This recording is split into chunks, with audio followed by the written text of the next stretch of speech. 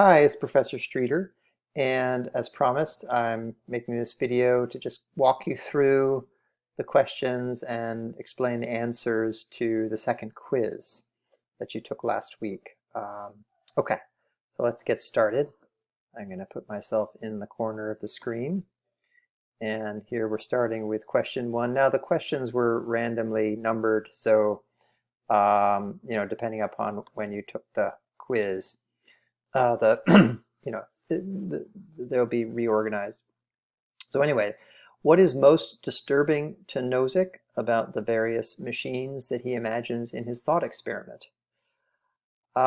This is one of two questions from Nozick, and he says a lot of things in the short piece about the experience machine. But the thing that he says that answers this question directly is that they live our lives for us. They may also make our lives inauthentic. They may also shorten our lives. They may empty our lives of meaning. But for Nozick, the most disturbing thing is that they take away our autonomy. They eliminate our sense of agency. We are no longer really living our own lives. Our lives are being lived for us by a machine. That, for Nozick, is the most disturbing thing. The second question, and again, they might have come in a different order when you took the quiz, but question 2, what is the question that Heathwood is trying to raise about Bundy, the serial killer? So recall, that's one of his central examples. That's one of Heathwood's central examples. And this, I'll just look at the text, so we'll look at this together. But his central example of Bundy appears on page 30 to 31.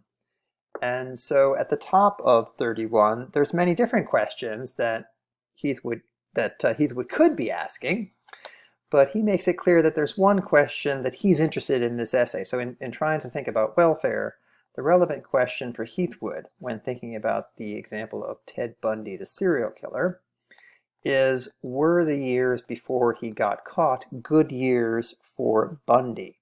Right? That is his question. The other questions are interesting questions, but that's not the question that Heathwood is interested in raising. And recall, he sort of bites the bullet and says that since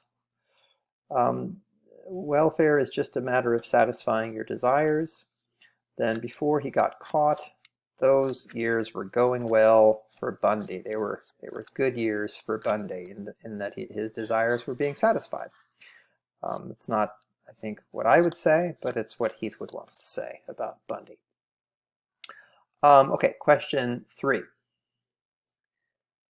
After analyzing the Charlie example and drawing a conclusion, what does Heathwood say regarding the point he has made about freedom? Okay, so recall, this is on page 29, and this is where he introduces a kind of test for how to understand the nature of welfare. Is it a purely subjective quality, or is it an objective quality? Are there objective measures of welfare, or is welfare just a subjective matter of satisfying your desires?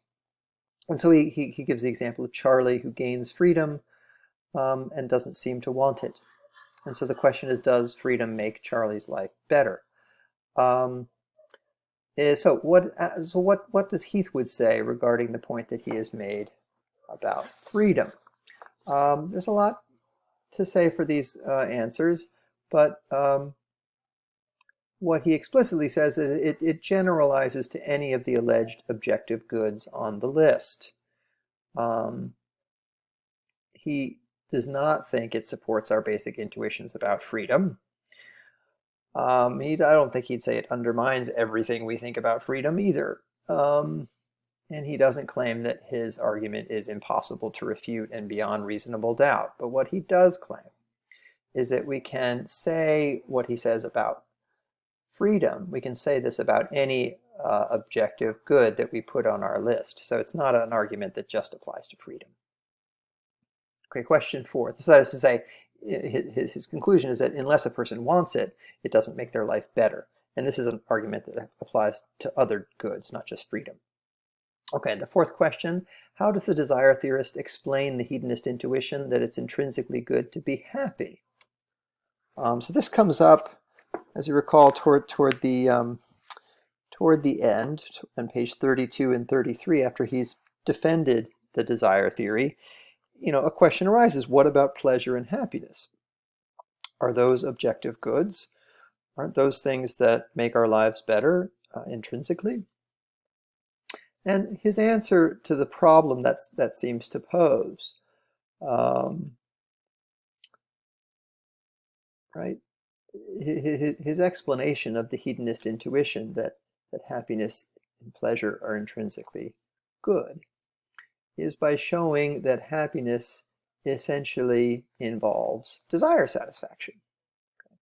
And so that to be happy is, in some sense, to have one's desires satisfied. So it kind of comes to the same thing, Heathwood will argue. The other three might have some appeal by showing that it's always morally good to desire happiness. That's not something he argues, and it doesn't seem true. But by showing that the satisfaction of desire always leads to happiness, again, it's not something he argues, and it doesn't seem always true. Sometimes we satisfy our desires, but it doesn't make us happy. Similarly, sometimes we choose to sacrifice our own happiness, and that's sometimes the morally right thing to do. The last answer was by showing that we only really desire happiness. That's not something that Heathwood argues. We have many different desires, and sometimes they conflict with our desire for happiness, at least it's possible. Okay, but he does think that happiness essentially involves desire satisfaction. So when we are happy, we are satisfying at least some of our desires. Okay, moving on. Question 5, complete the following sentence by filling in the blank. Objectivists about welfare believe that at least some of the blank things in our lives are good for us even if we don't want them. This is just to see if you understood the argument. Some of the intrinsically beneficial things in our lives are good for us even if we don't want them. So objectivism is a view about what's intrinsically beneficial. Okay. That is another way of saying that something is good for us even if we don't want it. That's the objectivist position that he's arguing against in his essay. Right? Heathwood is a subjectivist. Question 6, what is an example of an objection to the desire satisfaction theory of welfare that Heathwood considers? An objection to a theory is a reason to consider rejecting the theory. Some of our desires are based on ignorance or confused thinking. Some of our desires are satisfied without our knowing it, and some of our desires have nothing to do with our own life. Okay, so this comes up toward the end of the essay on page 34, 35. So beginning on page 33, 34, and 35, so refining the desire theory. And these are all things that he considers as objections. So it's all of the above.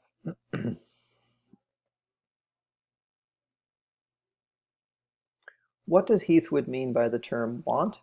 So going back to that question really briefly, so for example, some of our desires are based on ignorance or confused thinking. Sometimes we want something without knowing that it's going to hurt us. And that seems like a potential problem for desire satisfaction theory.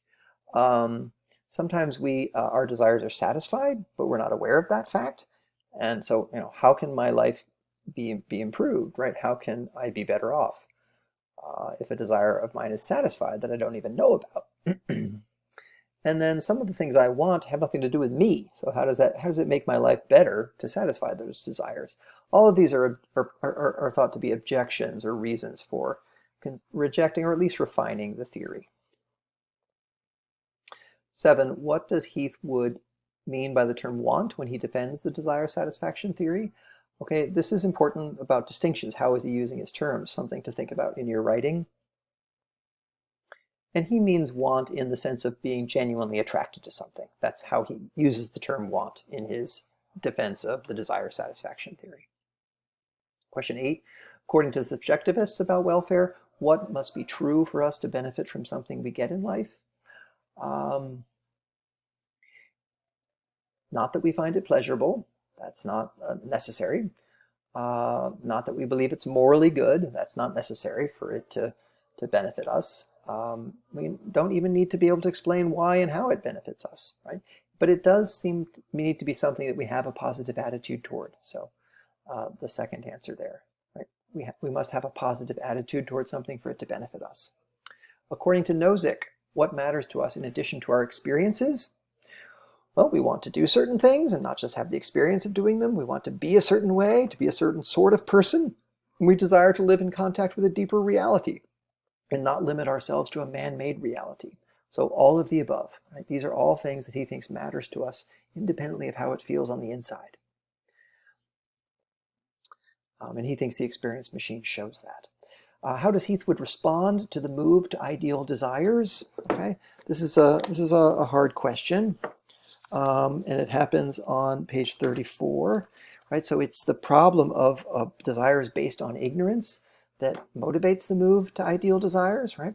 So one way of refining the theory is to say, look, our welfare consists in the satisfaction of ideal desires, of fully informed desires. And that excludes the problem of ignorance. But he thinks this is a problem. He doesn't defend the move. He doesn't think it's a good way to defend subjectivism. He resists the move and proposes an alternative solution to the problem that appeals to one's actual desires. So instead of ideal desires, he appeals to the idea of net desires, right? Sometimes by satisfying an ignorant desire of mine, I can frustrate many other desires. So that's his way of solving the problem, right? He doesn't defend the move, but he also doesn't admit that the problem can't be solved, right? He thinks the problem can be solved. So he resists the move and proposes an alternative solution. Okay? This is a good question for thinking about different things you can do in your essay. You can defend a move for different reasons, and you can resist a move for different reasons. Right? You can draw different conclusions. Question 11. In responding to critics of Epicurean hedonism, Mill draws an important distinction. What is that distinction? And here I was hoping you saw the importance of the distinction between higher and lower pleasures, right? So the pursuit of happiness for Mill is not just about the pursuit of lower pleasures, of basic pleasures, but of higher pleasures. And so this resolves some of the objections to hedonism. Okay, he may draw other distinctions, but the distinction he draws to respond to his critics is the distinction between higher and lower pleasures. Okay, question 12, fill in the blank.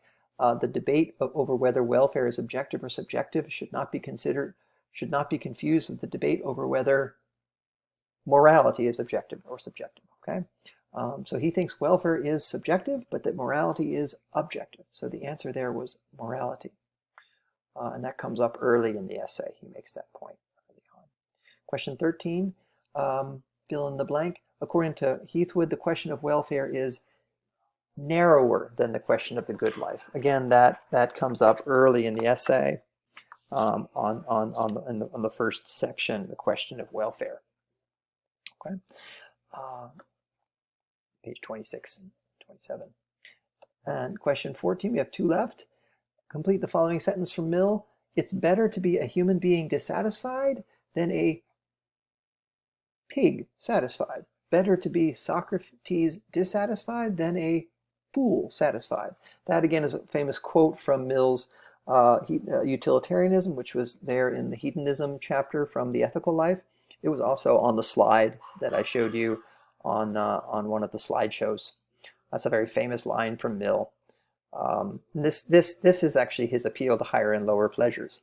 It's better to be a human being who suffers some pain but experiences higher pleasures than a pig who suffers no pain but doesn't experience higher pleasures. Better to be Socrates who lives a reflective life than to be a fool who is unreflective. Okay, last question. We're running out of time. How does Heathwood introduce the example of Charlie? He uses the example to illustrate why he thinks that the objective theory of welfare is mistaken. Okay, so he uses Charlie to defend subjectivism, or another way to put that, to show what's wrong with objectivism. Okay, all right, so that's it. We've run out of time. I hope that was useful, and I will see you soon. Okay, bye.